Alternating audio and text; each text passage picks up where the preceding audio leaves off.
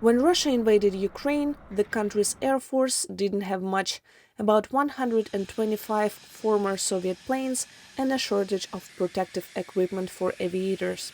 One U.S. military official who has worked with Ukrainian pilots, retired U.S. Air Force Lieutenant Colonel Trevor Gersten, recognized that dire need.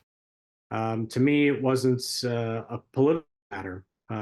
Major invasion occurred. It was really just a personal matter of me wanting to help some of the friends that I had met with gear that they needed, whether that be flight gear to protect from fire or medical gear. So that's how I started out, was wanting to help my friends.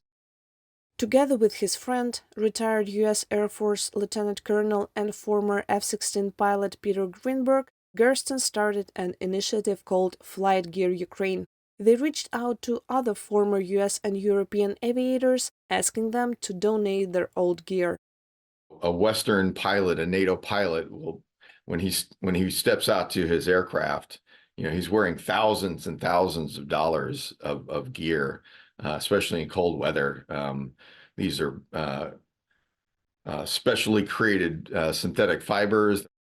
Through the aviators network, Gersten and Greenberg managed to collect and deliver over 500 flight suits, 180 flight jackets, hundreds of fire-resistant head coverings, gloves, survival vests and first aid kits to Ukrainian combat pilots across the Air Force, Naval and Army brigades.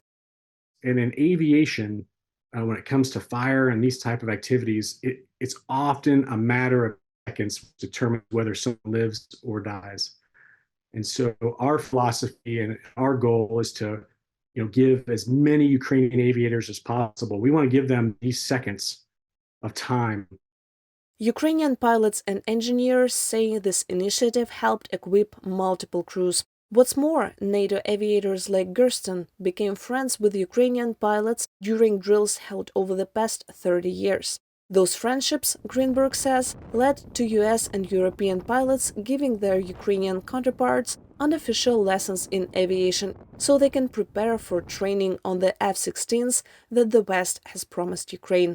Ukrainian combat pilot who goes by his call sign Phantom says those lessons are highly valuable for Ukraine's aviators, as the F-16 does not have a Ukrainian language setting. It was the partner pilots, not only Americans, but also from other countries, who formed sort of online lessons, so we would know in which direction to move, and then to improve and speed up the process for Ukrainian pilots as they continue to train to fly F-16s.